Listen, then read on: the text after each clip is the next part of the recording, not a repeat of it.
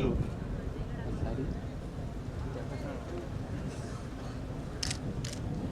మాన్యులు గీతారెడ్డి గారు, వేదిక ముందు ఉన్నటువంటి హోటల్ యూజర్స్,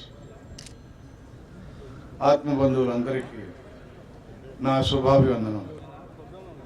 ఈరోజు నాకు నాగరాజ గారు ఈ అవార్డు ఇవ్వడం నాకెంతో ఆనందంగా ఉంది. ఎందుకంటే 68 నుంచి ఈ హోటల్లో ఫీల్డ్లో నేను ఉన్నాను.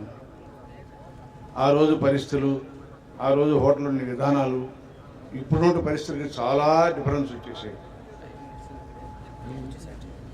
ఆ రోజుల్లో ఈ యొక్క సేవ చేసే మనస్తత్వం భగవంతుడు నాకు ప్రసాదించాడు.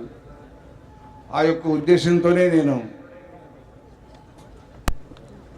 నా హోటల్కి వచ్చే కస్టమర్లందరికీ కూడా నేను ఎంతో సేవ చేయాలి, మంచి ఫుడ్ పెట్టాలి అనే ఒక ఉద్దేశంతోనే నేను హోటల్ చేశాను. కాబట్టి నాకు బాగా ఖర్చు వచ్చింది. ఇప్పుడు కొత్తగా హోటల్ పెట్టేవాళ్ళకి కూడా నేను చెప్పేది ఏంటంటే, ముందు హోటల్ పెట్టేటప్పుడు ఏదేదో అనుకుంటారు. ఏమని